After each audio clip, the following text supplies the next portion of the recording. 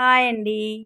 అందరికీ నమస్తే అండి. Welcome to Rajitha's world. ముందుగా మనము ఎంతో టేస్టీ అయిన పాలకూర కర్రీ తయారు చేసుకుందామండి. ముందుగా అది తయారు చేసే విధానము ఒక కడాయి పెట్టుకొని అందులో మినపప్పు, శనగపప్పు వేయించుకొని పక్కన పెట్టుకోవాలండి.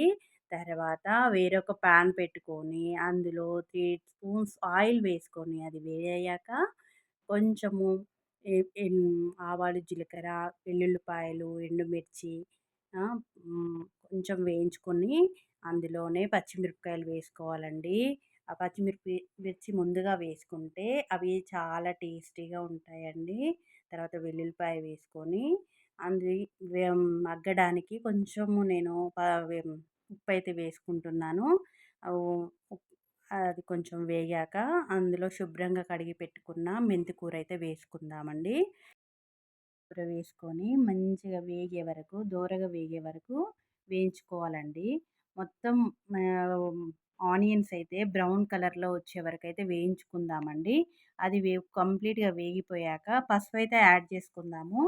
పసుపు వేసుకొని మంచిగా కలుపుకున్న తర్వాత మనం శుభ్రంగా కడిగి పెట్టుకున్న పాలకూర, కొంచెం కొత్తిమీర గూడా వేసుకోవాలండి. ముందుగానే నేను అలాగే వేసుకుంటాను. తర్వాత మూత పెట్టుకొని 2, 3 మినిట్స్ అలాగే మూత పెట్టేసుకొని మూత తీసేసైతే మంచిగా దగ్గర పడ్డాక కలుపుకోవాలండి.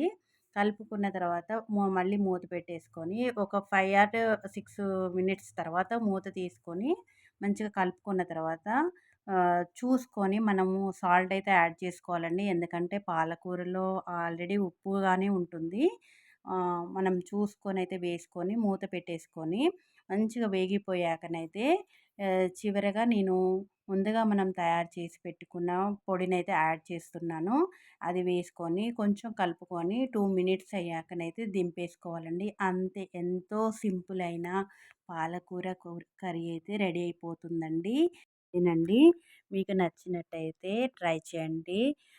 లైక్ చేయండి, సబ్స్క్రైబ్ చేసుకోండి. బాయ్.